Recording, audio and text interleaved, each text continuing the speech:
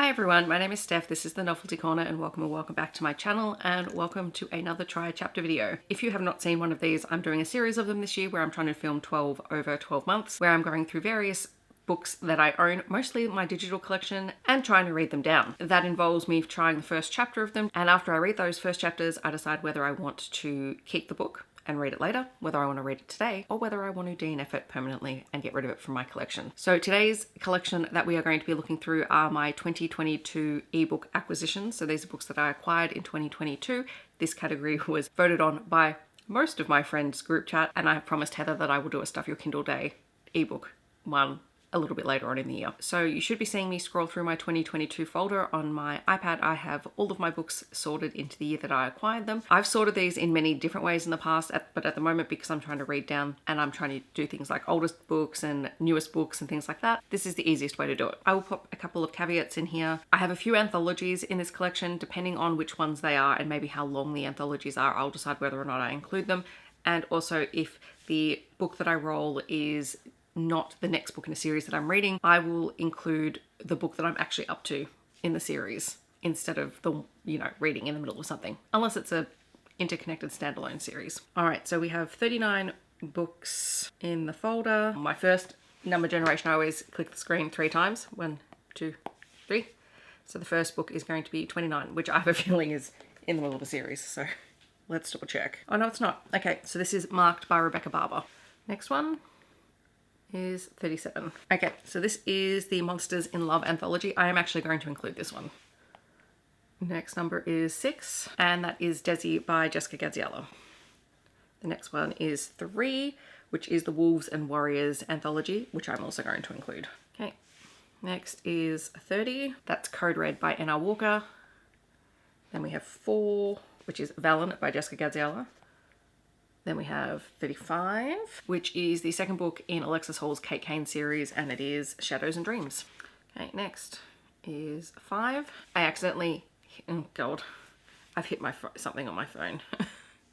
Oh, and it's changed the number, but the first one was 5, and that is 432 Hours, which I also think is a Jessica Gadziala book. We're getting a lot of hers because I got a lot of arcs this year. All right, next is 13, which is Curious by Jess Savage, and lucky last is 14, and that is The Belle and the Beard by Kate Canterbary. Alrighty, so those are the books that I am going to be trying the first chapter of, and we'll see how I go.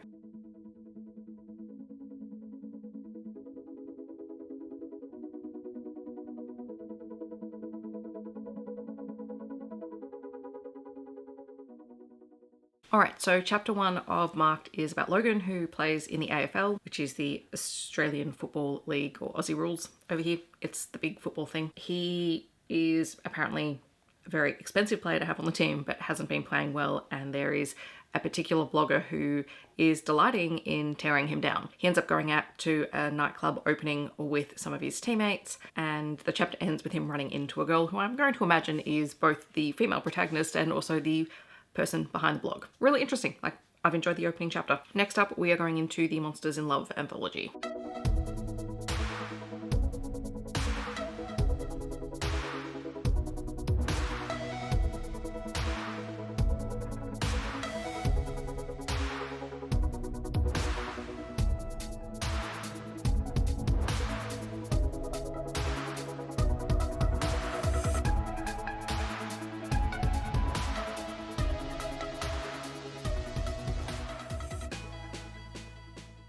So you'll have seen I flipped through all of the stories and the authors in this collection just because why not? But the first story is claiming the Viscount Viper, and who's the author of this one? I forgot to write down. Evangeline Priest, who I have a feeling I've read before. Anyway, the first chapter of this one is a woman who has been hired to work in the household of a Naga family, and the lord in charge of this household is one of the younger members of the family. And they have a encounter where there's a bit of flirting and sexual innuendo. Intriguing, it read really quickly. I think this whole collection is about 700 pages long, so that may be a factor today because I've just had a phone call and I've got an appointment that I need to go to this afternoon that I wasn't expecting. But, I mean, I do enjoy these collections. I probably should have read one of them for Love in the Night, in all honesty, and I've got a lot of them. Next on the list is Dezi by Jessica Gadziala.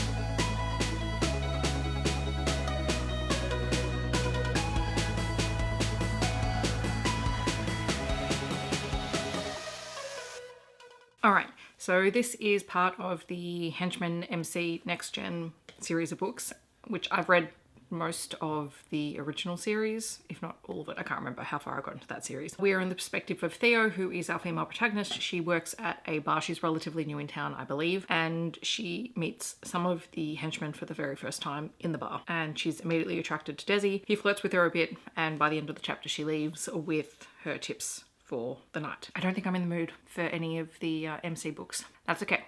I've got quite a few Jessica Gadziala books on here. We'll try them and see if I'm interested in picking any of them up. All right, next up is the Wolves and Warriors anthology.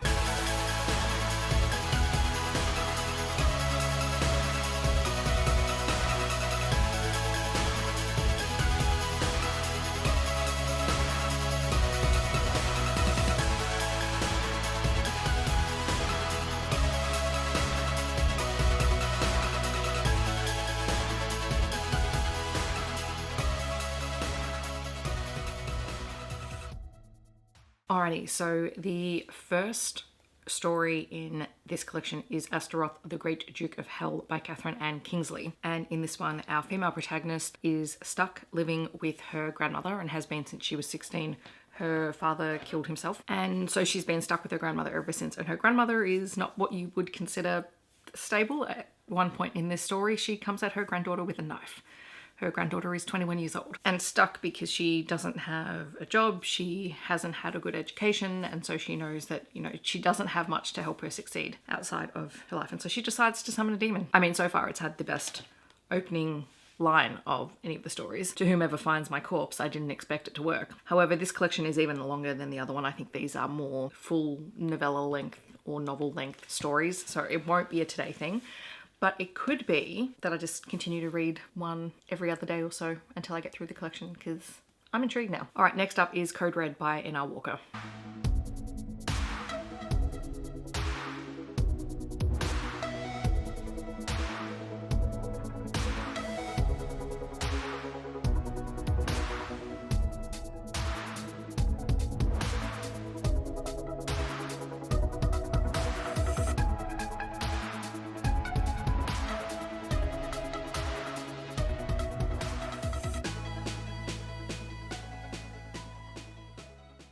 All right, so this is a rock star romance of some description. It is going to be band manager and frontman of the band.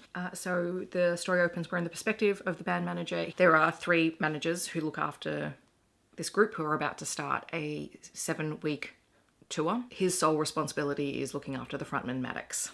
And so basically the book is him collecting Maddox from his home and then preparing for the start of this tour, and him recognizing that Maddox is behaving a little bit strangely and oddly, and you would have seen from the content warnings that this one deals with mental health, etc. I haven't read a rockstar romance in a little while. All right, next up is Valen, also by Jessica Gadziala, so we shall see if I'm in the mood for any of her books today.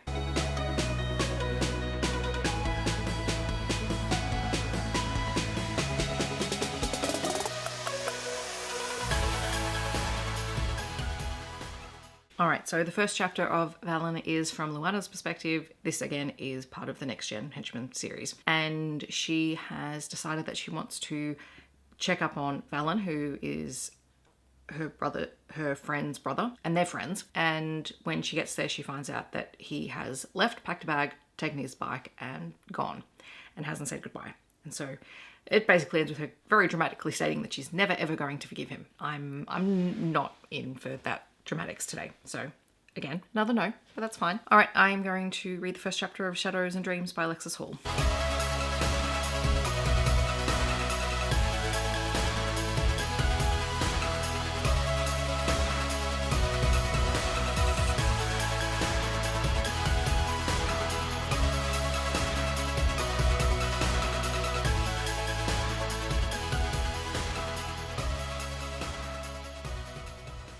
So the first chapter of Shadows and Dreams is essentially Kate taking on a new case. She's been tasked with tracking down somebody's brother who went into hospital with a broken leg and then apparently walked out later on and has since disappeared. One thing I did like about this is that there was a prologue. That's the part that you actually saw in my little flip through of the Kindle. And the Kindle actually gives a really good summary of the first book and the history of Kate Kane, because Kate Kane is the daughter of a fairy queen and also a hunter. And so she has a whole host of different abilities. And it was just a good refresher and reminder because it's been a while since I read the first book in the series. And I'm definitely intrigued. It has a very distinct writing style and personality of the character, so it makes it really engaging. All right, next up is 432.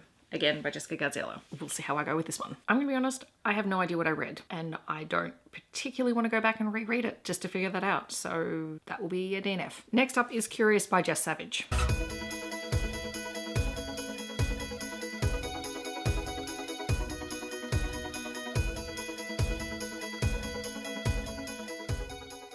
Alright, so chapter 1 of Curious is our main character Hayley basically recounting a crush on this guy that she had in high school who is with somebody else, and then later encourages her to get a job at the local swimming pool where he works. And then I'm out.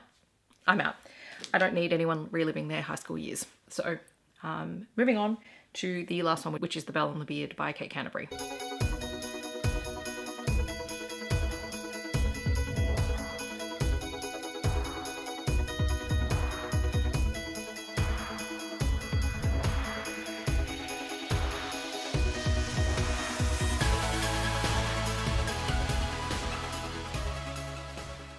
Alright, so the first chapter of The Belle and the Beard is from Lyndon's perspective. He is the MMC, and he's about to go through his accounting with his brother when they happen to notice that someone looks like they might be breaking into the house next door, which has been empty since the owner of the house died. As it turns out, when they eventually go to confront this woman who is trying to crack open the front door with a crowbar and a drill, that she is the niece of said woman who has died, and she has inherited the property. And that's the first chapter. I'm curious.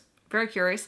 I will not be reading it in this video though, even though I love Kate Canterbury and my first instinct is just to read it.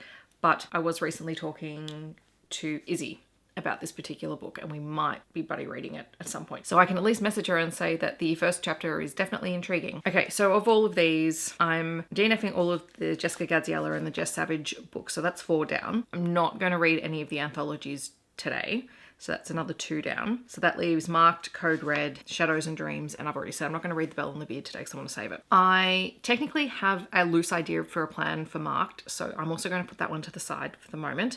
And I have a tendency to read N.L. Walker books in these vlogs, so I think what I'm actually going to do is go with Shadows and Dreams by Alexis because it also means I'm continuing a series. I think that's what I'm going to do. So I will update you when I have read some more of Shadows and Dreams. Alrighty friends, so I finished Shadows and Dreams by Alexis Hall. So like I said before, it is the second book in the Kate Kane series. Kate is a private investigator. She has a ton of ex-girlfriends in this book, all of them who try and kill her at some point. And she's currently dating one of the vampire princes, a female vampire called Julian. As soon as we hit the second chapter, Kate is arrested for killing a vampire prince in the previous book. And it wasn't that she murdered the prince to kill the vampire prince. They were working together to stop another evil, and it just happened that that vampire needed to sacrifice themselves, and Kate happened to be the method of sacrifice. And so they're putting her on trial for killing a vampire, except technically because she's a mortal, she's not considered part of their laws, but they're still debating it anyway. So it introduces a lot of big players in the vampire world, and Kate is still investigating the disappearance of her client's brother, who she finds out has been turned into a vampire. They discover that all of this is connected to the uprising of Morrigan, who is an ancient vampire who was banished and put to sleep many years earlier, except now she's back and she wants something and is causing chaos. So you have witches, you have vampires, you have werewolves, you have oracles. As I said, Kate is part Fae. The Fae aren't necessarily a big part of this particular book, but her magic and her lineage is in terms of what she is able to do in situations. So it was just a fun paranormal story set in London, and I'm glad that I read it. I'm 2 books into the series. There are 4 currently out, and apparently there is a 5th book coming, so I guess we'll just see if that ever turns up. But at the moment, I'm 2 books in. At the end of this video, I have read 1 book, DNF'd 4 of them, and I still have 5 left, so it's a 50% hit rate this time around. So again, we'll take it. Bring down those numbers any way we can. In the comments, I'd love to know if you've read any of these books or if you're planning on picking any of them up. Otherwise, feel free to share any recommendations that you think or feel are similar. And if you have any suggestions for how I can categorize and pick books for my next try chapter, feel free to let me know that as well. I hope that wherever you're in the world, you're staying safe and healthy, and I will see you in my next video. Thanks so much for watching. Bye everyone.